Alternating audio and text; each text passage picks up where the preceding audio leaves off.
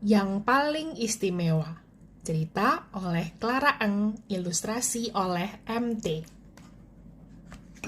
Niko baru saja bermain bersama Reza di rumahnya. Di sana mereka bermain dengan penuh semangat bersama Boni, anjing Niko. Setelah Reza pulang, Niko tampak murung. "Ada apa, Niko?" tanya ibu prihatin. "Bukannya tadi kamu senang bermain dengan Reza?" Niko tidak berkata apa-apa. Dia hanya menundukkan kepala. Tiba-tiba kakak perempuan Niko, Mila, masuk ke dalam ruangan. "Ibu!" serunya. Ibu melirik kepada Niko, lalu berbalik kepada Mila, dan melirik Niko sekali lagi. Mengertilah ibu mengapa Niko tampak tidak bersemangat.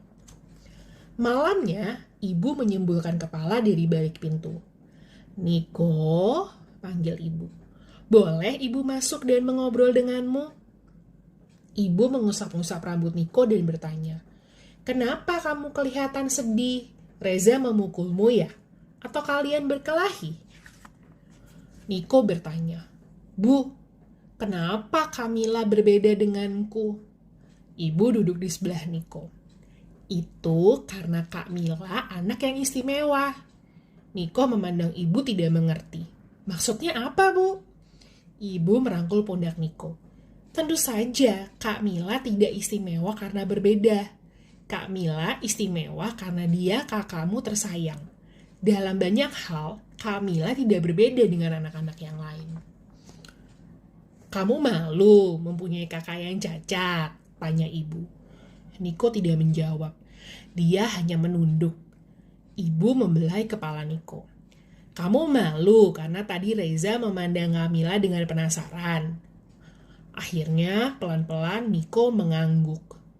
Niko tidak mau Kamila dipandangi seperti orang aneh, Bu. Ibu tertawa. "Sayang, Reza memandangi Kamila karena dia ingin tahu kenapa Kamila berbeda dengan anak-anak lain. Reza bertanya-tanya dalam hati tentang cacat Kamila. Ini seperti pelajaran sains. Kamu mengamati binatang lalu bertanya kepada gurumu, kenapa ulat bulu dan cacing tampak berbeda? Pertanyaan itu normal, Niko. Nah, sebagai teman Reza, apalagi sebagai adik Kamila, kamu dapat memberi penjelasan pada Reza." "Menjelaskan apa, Bu?" Ibu berkata, "Menjelaskan bahwa biarpun Kamila cacat dan berbeda dengan kita, Kamila tidak boleh dianggap sepele, apalagi diejek." Ibu menunjuk dadanya.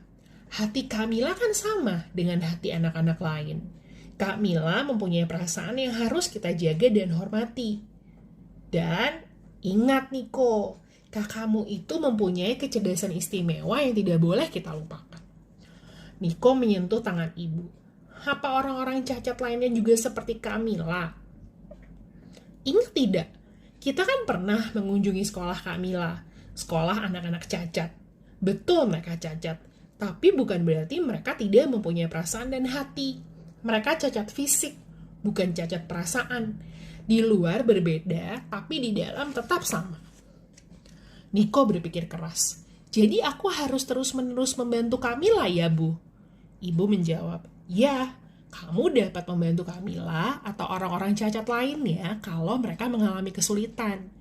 Tapi ingat ya, Nak, kamu tidak boleh marah jika mereka menolak uluran tanganmu. Banyak orang cacat yang sukses karena mendapat kesempatan untuk mandiri. Untuk menunjukkan hormat kepada mereka, tataplah mata mereka jika kamu sedang berbicara dengan mereka." Mata Niko kini berbinar. "Benar kata ibu," seru Niko bersemangat.